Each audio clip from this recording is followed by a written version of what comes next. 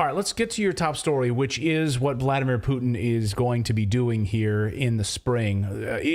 I'll ask you this question. Is Putin and the Russian army about to launch a massive offensive? Perhaps that's coming. Perhaps is Putin about to launch a massive cyber warfare campaign against Ukraine? Well, the New York Times would have you believe that that's the case. So is this deep state propaganda at work once again by the U.S. intelligence community? Let's dig into this story a little bit. So we've already established how the New York Times is the go-to newspaper for the U.S. intelligence community, right? We've talked about that here on the show. According to John D'Souza, who is a 25-year veteran of the FBI, D'Souza told me directly on this show that if the deep state wants a story out there, if they want to get a story out there, they first go to the New York Times to disseminate that story. He said that's well known in the intelligence community. Also on that list, you have the Associated Press, you have the Washington Post, etc. Reuters, exactly. And then, of course, in the UK, you've got the BBC. So we already know that's the case. The New York Times is a tool of the U.S. government. So if you picked up the paper this morning, you might have seen this headline. Russia's spring offensive in Ukraine could include cyber attacks. Microsoft says, that's interesting. Does Microsoft stand to gain anything by pushing this propaganda? Well, it turns out you might even ask the question about Bill Gates. Does Bill Gates stand to profit at all from this propaganda? Gates still holds $19 billion in Microsoft stock. So the answer is yes. Well, it turns out that Microsoft is a military contractor for Ukraine. Don't believe me? I believe you. Just read it right on Microsoft's own website. Here's Microsoft's website, blog.microsoft.com. Extending our vital technology support for Ukraine. Now, and you'll see in that picture, look at that picture. That was taken at Web Summit, which was here in Lisbon, Portugal. And I remember at the time hearing about this panel. We covered Web Summit here on the show. And Microsoft there wearing a flag pin, one executive from Microsoft wearing a flag pin, sitting next to other Ukrainian t-shirt wearing guys. So what does Microsoft say about the Ukrainian infrastructure, Here's what Microsoft reports on their own website. By dispersing digital infrastructure into the public cloud, Microsoft and others have supported critical Ukrainian services through data centers across Europe, as underscored in Microsoft's report in June. This has played a critical role in protecting the resilience and security of Ukraine's data and digital services, even in the face of Russian cruise missile and other kinetic attacks on Ukraine's government data center and other physical assets. So Microsoft is not just the company that gave us Windows and Clippy. It also is a defense contractor, just like Lockheed Martin and Raytheon. But it goes deeper than that, because according to Fortune magazine, Microsoft tops the list of donors to Ukraine.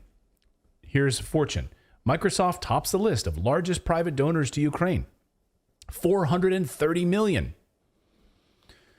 So on the surface, you might say to yourself, hey, that sounds great, very kind of Microsoft to donate that kind of money. But if you dive deeper into what they're doing, it's not altruistic at all. In fact, it seems like it's fully a profit-making center for Microsoft. According to Fortune, Microsoft, 430 million donation in cash and services. When Russia invaded, Microsoft helped the Ukrainian government move its computing from servers located in the country to the cloud. Well, in fact, that is how the CIA employs most of their contractors. That's why you heard when Edward Snowden was announced that he was just a Dell employee. And he explains this quite eloquently in his book, that most people who work for the CIA don't work on a government salary because they just don't make enough, but they can make a lot more by becoming a contractor. So that's why he was an employee of Dell, having never worked in a Dell building before. And he says it's the best known secret in all of Washington is that this is the way that the government transfers money to the private sector, is through these contracting gigs. Makes sense. Yeah, because he says right here, go ahead, David. Well, I was going to say, and also think about the digital ID and stuff that we've been talking about. That has to have an operating system. There's technologies inside that for tracking and all kinds of stuff. And I'm sure that probably, I'd have to think Microsoft is involved somehow.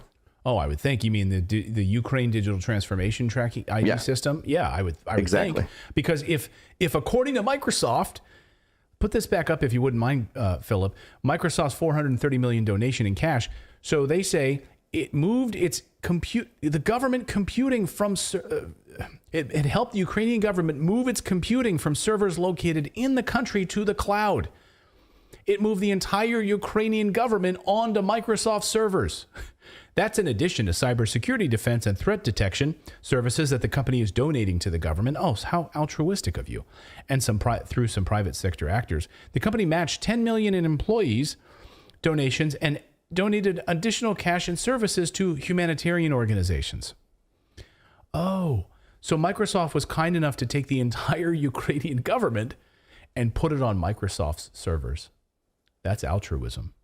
But you know what? Through propaganda such as this, reporting such as this, we'll call it. Reporting such as this. They also will be able to sell you plenty of security programs and anti-malware software and things like that, because you're going to get scared with this kind of thing, as if a Russian hacker can't get through something like that. Right. But something else needs our attention. Go ahead. Well, I was going to say, and as a government, why would you put yourself in a position? Because then if there's ever U.S. sanctions, Microsoft can no longer hold your data. That's a good point. You have to have a lot of confidence, right, to do something like that. But there's always carve out and loopholes, right? We've seen all sorts of loopholes and carve outs for what the government wants in these Russian sanctions, right? We've certainly seen that in certain mineral. That gives Ukraine no power, which, by many arguments, they had very little to begin with. Right. But what if they did have this attack of conscience and say, we can't align ourselves with the West anymore, too many people are dying, we're going to actually go to peace talks with Vladimir Putin, agree to these new borders because the people themselves have voted, and we're going to stop this war. They would be the recipient of sanctions and not be able to access that data. That's a good point that David just made. So the whole government of Ukraine is on Microsoft servers. It's kind of crazy when you think about it. But something else needs our attention in this New York Times piece of propaganda. Reading now from the New York Times. This is the New York Times. The report also said that Russia appears to be stepping up influence operations outside Ukraine in a push to weaken European and American support for continuing military aid, intelligence sharing, and other assistance to the Ukrainian government. The effort would come as a faction in the Republican Party and some in the Democratic Party argues that supporting Ukraine is not a core interest for the United States. For now, Russia's main influence campaign is concentrated in Europe, but it will shift to the United States as the year gets closer to a presidential election, and that debate is going into the fall, said Clint Watts, the head of Microsoft's Digital Threat Analysis Center. I'm going to say that again. Clint Watts, the head of Microsoft Digital Threat Analysis Center. Oh, I see what you're planting here. Clint Watts. Election, you say. Clint Watts. That's interesting. Head of Microsoft's Digital Threat Analysis Center. So who the hell is Clint Watts? And why is he the only source for this New York Times article? Oh, here's Clint Watts. Thanks to PBS. Here's a little bio of Clint Watts. PBS, an arm of the federal government. As Moon of Alabama reports, Clint Watts, you'll remember, was front and center of the now debunked Russiagate story. Thanks to Elon Musk and the Twitter files, we now know Clint Watts' name. We covered this on the show before. We've mentioned Clint Watts repeatedly here on Redacted. So when I saw his name pop up in this article, it set off alarm bells. I'm like, where do I know this guy from? Like, where do I know Clint Watts? Where do I know this name from? Well, he was the one and only person that the Democrats and MSNBC basically sourced in order to push their Russiagate story. The one person. Can you imagine?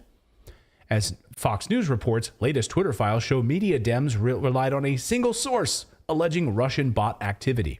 It was a scam. So as journalist Matt Taibbi reported in January, Democrats like California Democratic Congressman Representative Adam Schiff, Dianne Feinstein, as well as Senator Richard Blumenthal, Democrat, kept pushing all these fake claims about Russia, that they were interfering in the elections, and that Hillary Clinton lost thanks to Russia. Twitter executives, of course, as we reported here on the show, were basically yelling at Congress saying, this is not true. We don't see any evidence of that. Even Yoel Roth was telling them in emails, like, we should just, he even in one email was like, we just got to call BS on this. We got to just tell them this is BS. Yes, that's what he said internally. But to their faces, he was more like, okay, we'll keep looking, but we don't see it. You guys want to push this fake Russia story? Okay, I guess we'll go with that. So here is Matt Taibbi on these fake stories that were being created. Watch. Matt, before you go, real quick, what happened when Twitter said, oh, well, we can't identify Russian bots. We can't identify that this was actually Russian disinformation. That's not what we're finding. Then what did they do to pressure Twitter? Well, the usual means is they would go to their friends in the corporate press, and Twitter would be hammered by mainstream press organizations who would say basically Twitter is not doing enough to combat foreign interference. As you know, because you were reporting on it at the time, Congressman Devin Nunes got an extraordinary amount of abuse because it was claimed that the hashtag release the memo was boosted by Russian bots. But we now know, based on stuff that we've seen internally in these emails, that there were no Russian bots, that Twitter was actually telling senators like Richard Blumenthal, don't do it, you're going to look foolish, and they did it anyway.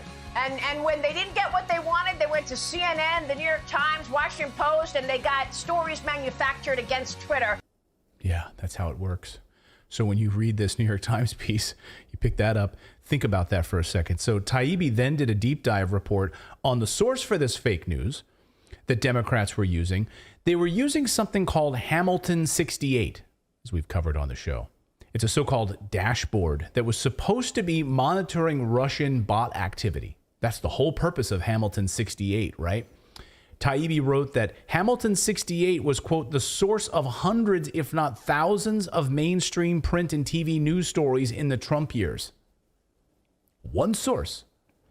And we know that Hamilton 68 was, in fact, led by none other than former FBI special agent and now MSNBC contributor, and also now head of Microsoft's agency for cyber threats, which is Clint Watts, who now works at Microsoft. That's all just too crazy. Isn't it crazy how it all freaking comes together? But they think you're stupid.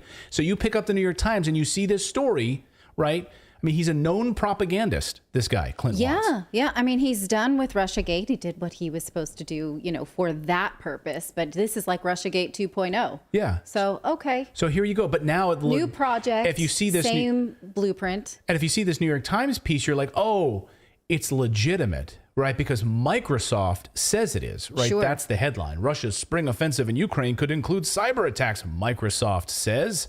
And unfortunately, a lot of these stories are coming up, and it's just, one source is saying one thing, but the Ukrainian army just this week did say that they want to mobilize a cyber army.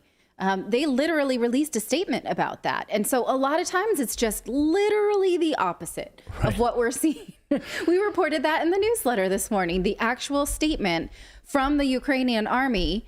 And the source was, I'm going to find it Clint for you. Watts? No, her name was Natalia Tkachuk. Chachuk. And she said to Newsweek that Ukraine is regulating the creation and functioning of cyber forces. Well, they are. They literally are doing that. And so at the same time that they admit this to Newsweek, the New York Times just flips it on its head and says, no, Russia's doing it. And unfortunately, that's just what we see time and time again from the story we covered about the forces in Tigray. Like they just make it up in Ethiopia. The bombings of one place when we know it's a different party that did it. And it's just they're choosing their side and reporting it based on sources. Well, it's really inexcusable. Well, it's easy to do. Yeah. Go ahead, David. It's easy to do when they're silencing other places like Al Jazeera or RT or any other media organization that's covering the other side of the story. They shut that off. They can say whatever they want and nobody can counter, do any research against it. Right. Yeah, I mean, of course Ukraine has a cyber threat security division. It's run by Microsoft. Well, but what they're asking for, though, this was the chilling part that scared me, is that they're looking for engaging cyber volunteers internationally. Okay. So international hackers. Not just Ukrainian hackers. They want